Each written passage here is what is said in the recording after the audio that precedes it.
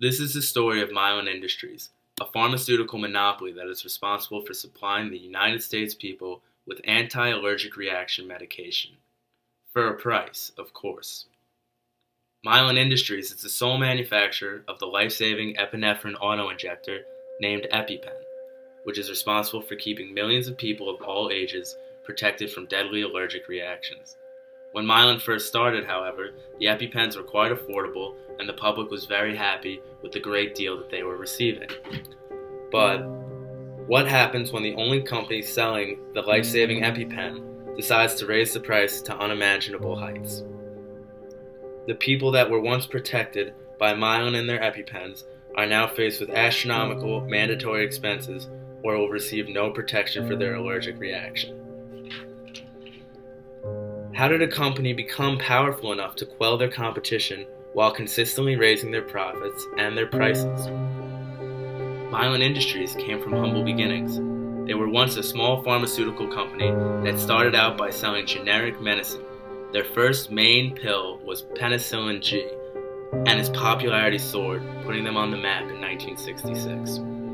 By the late 1970s, Mylan was well known across the United States and was responsible for producing 5 out of 10 of the most popular generic medicines on the market in the United States. But just how detrimental were these price hikes once they reached their popularity, and what did it mean for the average consumer? Mylan's slogan is "Where seeing is believing," but if you saw these price hikes, you simply would not believe them. The initial price for a 2-pack of EpiPens was merely $100 in 2009. By 2013, the price had doubled to over $265.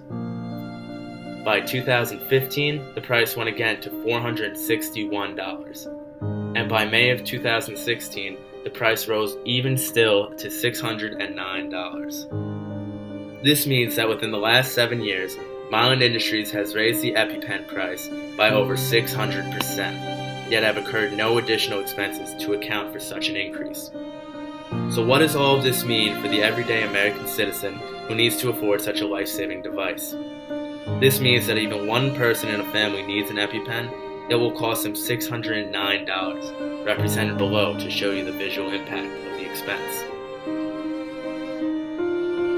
On the other hand, this is CEO of Mylan Industries, Heather Bresch.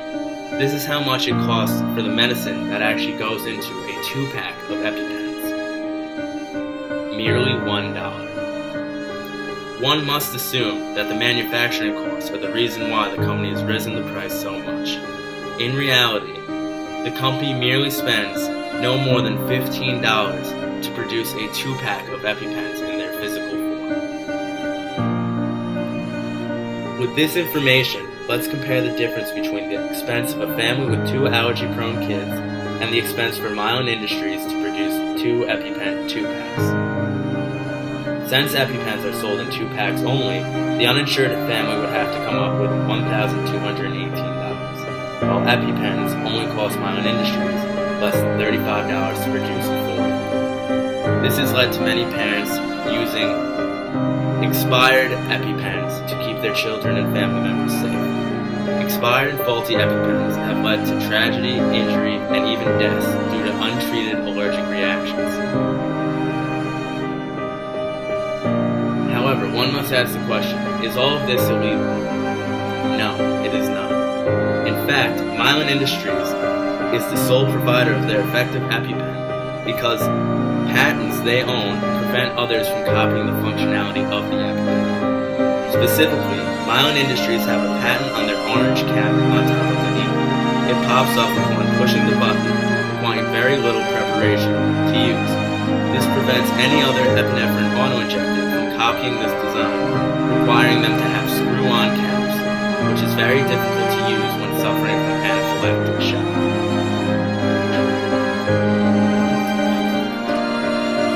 The main problem would be the FDA and their stifling of other copycats. An epinephrine auto-injector named Adrenaclick was hoping to be made into the market, but was denied by the FDA for being an inefficient injector for those suffering from a severe allergic reaction.